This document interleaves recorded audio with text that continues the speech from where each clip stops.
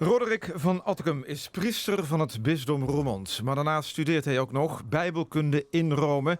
5 jaar lang woonde hij in Vaticaanstad, vlakbij de plek waar ook de paus woonde. Ja, als ik wilde, kon ik hem geregeld zien. Ja. Vanaf ons dakterras zag je bijvoorbeeld dat hij op woensdagochtend, zo 8:55, in de Paus van Beelden richting Sint-Pietersplein ging. Dan zat hij uitgebreid te kletsen. En je merkt dat hij altijd ook een beetje grapjes zat te maken met de beveiliging die om hem heen zat. En dan reed hij het plein op.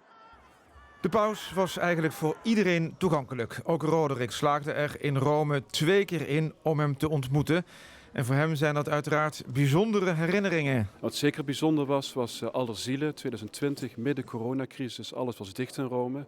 De paus mocht geen missen op het kerkhof, wat dan gebruikelijk was in Rome, maar terwijl aan ons kerkhof. En toen de mis voorbij was, ik mocht in die mis ook zingen voor de paus. En toen dat voorbij was, toen gingen de camera's uit en we hebben toch allemaal een handje van de paus gekregen. En toen ik werd voorgesteld als Roderick van Ottochem uit Nederland, toen keek hij me even aan en zei: "Ah, Nederland, ik heb je koningin gisteren een brief geschreven." En ik dacht aan het Italiaans La Regina.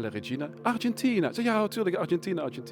Dus blijkbaar hebben die twee dan persoonlijk contact van tijd tot tijd. Maar in tegenstelling tot ons koningshuis gaat Roderick komende zaterdag dus wel naar de begrafenis van de paus. In Rome, op het Sint-Pietersplein. En daar zal hij niet de enige zijn. Ik vertrek gewoon heel vroeg. Ik woon tegenwoordig in een ander college bij Piazza Navona.